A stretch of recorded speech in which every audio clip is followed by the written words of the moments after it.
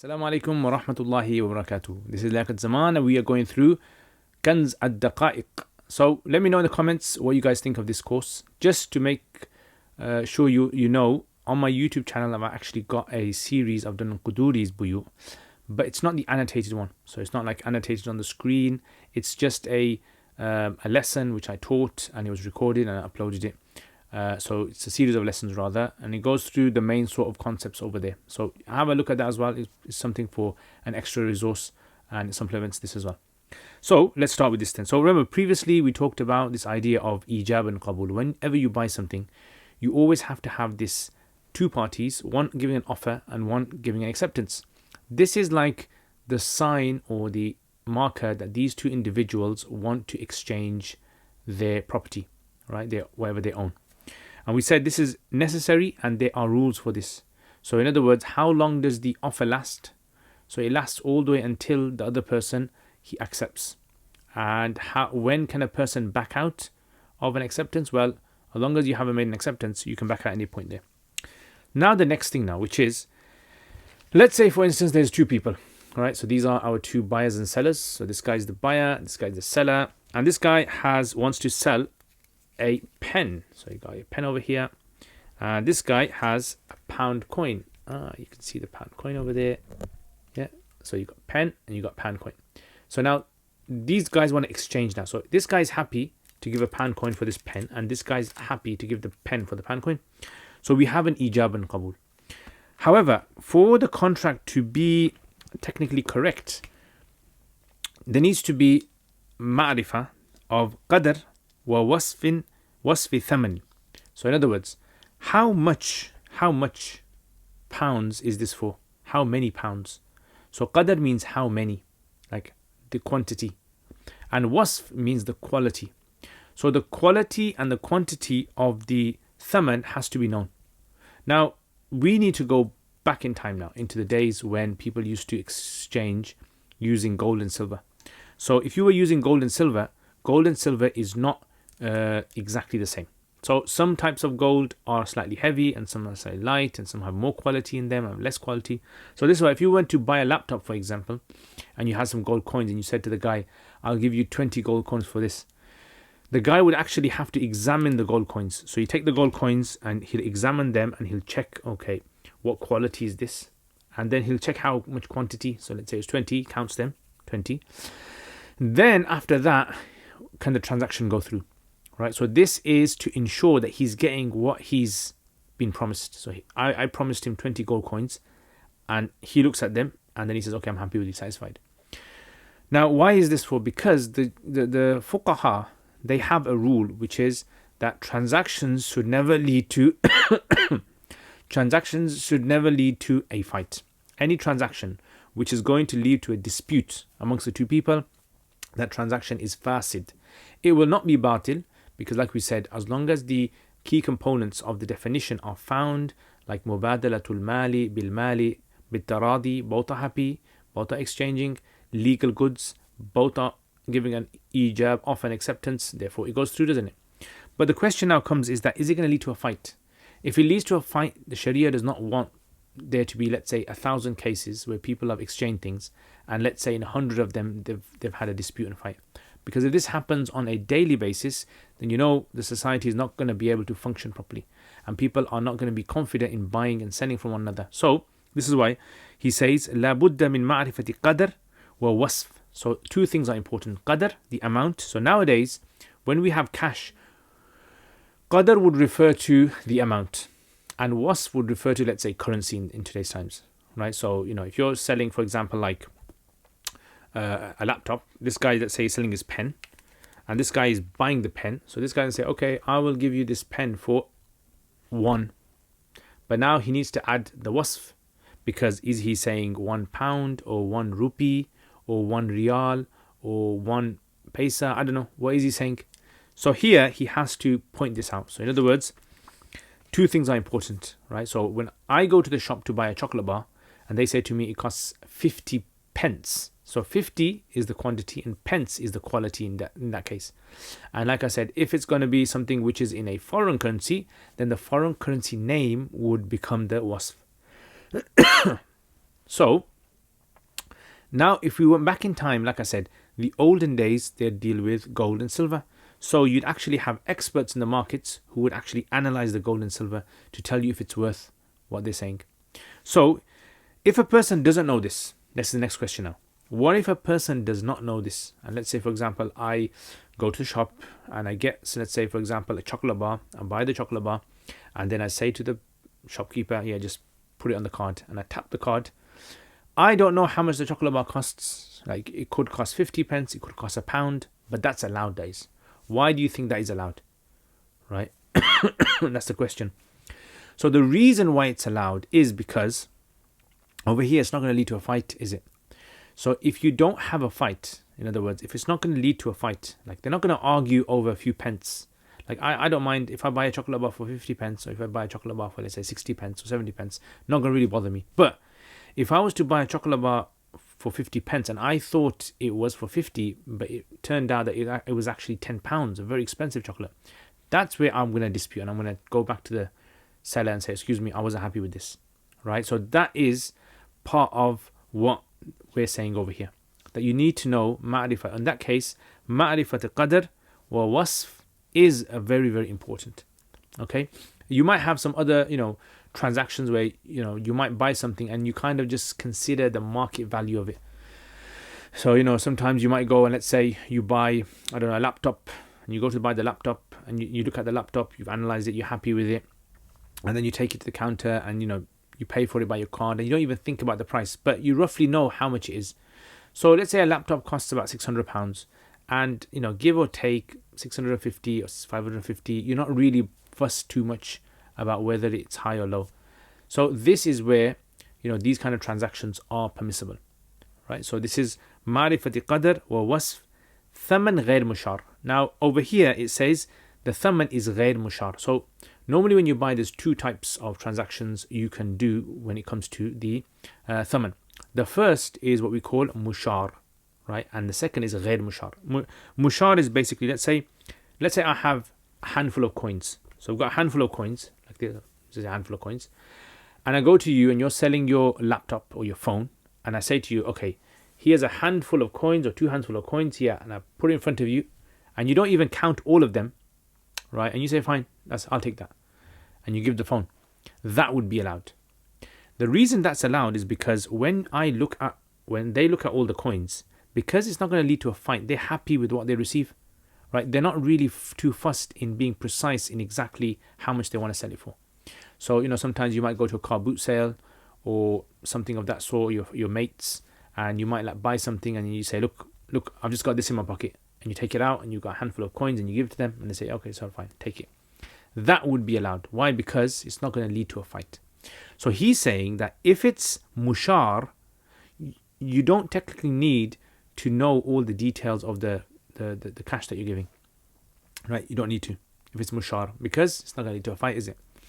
And if it's ghair mushar, if it's something which is not pointed at, then it's something which you need to know the ma'rifah qadr al-thaman, as long as it's going to lead to a fight. If it's not going to lead to a fight, then you don't even really need to know the ma'rifat al-qadr al-thaman. You don't even need to know that. So this is like a very important point that the Hanafis want to point out, which is not leading to a fight. Okay, and like I said, if a person sometimes buys something according to market value is something which is allowed as well. You can sell it at market value, you can buy it at market value, or you can say, let's say for example, I go to a restaurant and I order some food and I don't ask the price of the food, right? So I just look at the next table and I say, what are they having? I'll have that. And you don't even ask for how much it costs. That is also allowed, because generally in restaurants, prices are such, they might fluctuate. A few things might be quite expensive, but people don't really kind of want to get into a dispute about the price of things. They kind of know what they're going to expect, right? So generally a shop might say, oh, this is a reasonably expensive shop. It's not too expensive. You might go to another shop which is reasonably quite cheap. Okay, so all of these things you have, this right. Obviously, if it's something which is fahish, like for example, if it's something which is if it's quite excessive, the amount that you kind of have to pay for it and you didn't expect that, then that's something which you can dispute and you can get your money back for that, right? Because ma'rifat qadr wa wasf thaman ghayr mushar. And the wasf can also, just like the wasf can apply to gold and silver coins in the past, and I told you how it applies to those. It applies by way of measuring it, weighing it in scales, and also analyzing the gold and silver inside the coins themselves, right? Because gold and silver can vary in amount of gold inside of it. And number two, when it comes to cash, like pounds and dollars and these kind of things, then the qadr refers to the amount and the wasf refers to the currency, because all cash are ubiquitous, right? They're all roughly the same. They're not going to really differ. Yes, one £20 note might be slightly dirty and another £20 note might be slightly clean. That doesn't really matter. Thirdly, cash can so when we're talking about numera, or like, you know, cash substitutes, we can even refer to things like something which is fungible. So for example, like a fungible item is anything that can be replaced or exchanged. So for instance, let's say I want to buy a mobile phone and I've got lots and lots of rice for some reason. I don't know why. I've got loads of rice in my house. So you say to me, I'm sending you my phone, and I say, how much rice do you want for it? And you say, I want, 3 kilos of rice. I don't know, some expensive rice. 3 kilos of rice, give me. And I say, okay, I'll give you 3 kilos of rice. Right, 3 kilos of basmati tilde basmati rice. And you say, okay, 3 kilos of tilde basmati. Tilde basmati rice is the description, right? So it's the quality, the type of rice. And the 3 kilos is the quantity. So that's what you'd have to explain to the person, right? And then now that transaction would obviously go through. But if you didn't say this, if you just said 3 kilos, think about it. Would this transaction be valid? Like, would you argue, would you really be fussed if I gave you any type of rice, but 3 kilos of it, but any type? If you would be fussed, if it is a type of rice which is, there's a big difference between the prices, then that would be something which would concern us over here and the transaction wouldn't go through. But if it's something which, the kind of like difference isn't really too big, you don't really mind that difference, then the transaction would be fine, wouldn't be a problem. So this is why لا بد من معرفة قدر وصف ثمن غير مشار. Again, it's غير مشار. If I had that rice in front of me and I said to you, right, here's the rice, this is the rice that I want to sell to you, and I said, take it, and I haven't mentioned how much it is, but you can see with your own eyes roughly, and you can't even see all of it, you can just see the surface amount of rice, that would be sufficient. Yes, later on, if you found inside the rice that some of the rice was damaged or it was deliberately kind of deception, then you have the right to get a full refund back, right? Because you didn't get what you were promised. So this is the third type, when you have fungible, right? Non-fungible items, on the other hand, right? If it's non-fungible, then you have to give the thing in description, or if it's in front of you, you have to mention it. So for example, let's say a non-fungible item is an item, for those who don't know, is something which is, they mention it as being dhul qima, dhawal qiyam, dhawat al-qiyam. And fungible items are those which are, like weighed and measured and counted. Anything that can be weighed, measured and counted and can be substituted for something else, replaced, you call it fungible. We call it dhawat al-amthal. Yeah, so in fiqh, you have these two terms used frequently, dhawat al-amthal and dhawat al-qiyam. So these are the two types that you have. So if the item that I'm giving in place of the laptop is a dhawat al-qiyam, right, which is, let's say, something that can't be replaced, like a cow can't be replaced, or a chicken or a goat or an animal, you can't replace it because not every animal is different than the other animal. So even if there's two chickens, one of them's health might be better than the other, one of them might be fatter than the other, and so forth. So if the item is a dhawat al-amthal, i.e. a non-fungible, so dhawat al-qiyam, non-fungible item, in that case, you have to mention all the descriptions for it, because there, you're giving something which the person might not know in their mind.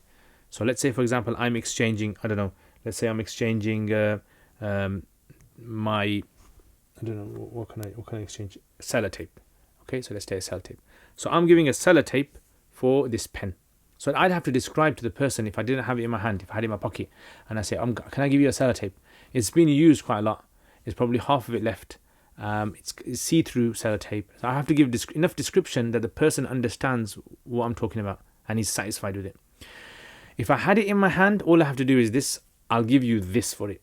You know, like in school sometimes when kids used to swap cards, game cards, football cards, and you just say, I'll give you this for it. Then that would be considered to be, mushar. You're presenting the item to them, they're looking at it, they're satisfied with it, transaction goes through. So anyway, this is basically what he's trying to say over here. Yeah. So in other words, I'll just read it again. لا بد من معرفة قدر ووصف ثمن غير مشار. So if it's غير مشار, if it's something that's not being pointed at, that's been presented in the gathering of the trade, then you have to mention exactly how much it is. غير مشار. لا مشار, not مشار. This does not apply to مشار. So if it's مشار, then you don't apply this rule over here. All right. So that's to do with the cash, the numera. Now, as for the item, the mabit, that's not mentioned over here. That is actually going to come a bit later on. Yeah. So, the item, obviously, in a contract, basically, remember we said when you have a receipt, in the contract, the item is actually considered to be the main sort of focus in the contract. So that has to be either described in great detail or it has to be presented in the gathering. Right. And there's some more rules regarding that as well. So what have we learned today? So we've learned that the cash that you're giving or whatever you're giving in exchange, which is considered to be the secondary item, because the first item, primary item, is the mabit, is something that you have to have weighed. If it's gold and silver, you got to get it counted, you got to get it tested, checked, quality of it. If it's cash, counted, and the currency, whatever the currency is. And if it's something that's fungible, then you've got to get the quantity and the quality of that. It's like rice, tilde, basmati. And if it's none of those, then you have to mention a great deal of description, and otherwise you present it in the gathering. Right, you just point at it. And that's it basically. So that's something which, and I said also that if you are selling something and you don't really ask about the price, as long as there isn't any sort of like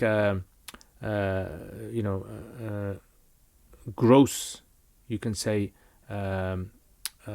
extortion, right? So you're not being like having to pay a very high price for it which you didn't expect, then in that case it's fine, right? So some people, they buy something like, maybe they buy like a box of things that is worth, let's say, £10, but you don't exactly know what you're getting in that box. There could be various things in that box, but they call them mystery boxes or something. So as long as the amount you're paying for, it kind of works out, but it's not going to really cause a big of issue, that kind of you can get away with that as well. And that's going to come a bit later on as well when we talk more about selling something which is majhul. So anyway, jazakumullah khair. I hope you guys enjoyed this lesson, and hopefully we're going to be continuing with Buyoo. If you have any sort of questions, you can put in the comments. There's other things that you can read on the side as well. Like I said, Bahrul Ra'iq is a good book to read on the side. You can read Mufti Taqi Usmani's Fiqh al-Buyoo as well. He doesn't really kind of go into this kind of stuff, but he does mention some modern day transactions and sort of problems that people face and how the fuqaha deal with these. So jazakumullah khair. Hope you guys enjoy Kanz al-Daqaiq, and I will see you guys next time. Oh yes, if you guys want to do usul fiqh, I actually have a course for usul fiqh which is about 28 lessons. I usually, when I teach usul fiqh, I teach 28 lessons of my usul fiqh, and then after that I follow it up with usul al-shashi, which is about maybe 60 lessons of usul al-shashi, and then after that I follow it up with Nur al-Anwar or usul al-Sarakhsi. Right, so this is the kind of procedure that I usually follow, and if you guys are interested in that and you want to study this, then I'll leave a link for where you can register for that course. So it's a prepaid course, and you can register for it, pre-recorded lessons, and just have a look, inshallah. Yeah, so jazakumullah khair, and I'll see you guys next time. Assalamu alaikum wa rahmatullahi wa barakatuh. Jazakumullah khair, guys, for all of your support. Without your support, I wouldn't have been able to produce the videos that I've put up on my YouTube channel. And there is so much more that I really want to do. And without the support of you guys who are patrons, generously supporting this channel, I've been able to get myself a camera, which, as you guys can see, the quality of this camera, a mic system, software. I've been able to hire an editor. So what do I want to do? I want to make lots and lots and lots of more videos for beginners, for intermediate, advanced in the subjects like Arabic and fiqh and hadith and tafsir and aqidah and all those other things as well. And for this to happen, again, this channel needs support. So if you guys want to become patrons and support this channel, then check out the link below. Also, if you do become patrons, you'll have access to videos that I don't put up on my normal YouTube channel. So check that out, inshallah. And there's most other perks as well that you guys can benefit from. And if you want to access this channel through social media, we've got Twitter, we've got Instagram, Facebook page, and other things as well that you can visit. So jazakumullah khair again, guys. Thank you very much for your support. Assalamu alaikum wa rahmatullahi wa barakatuh.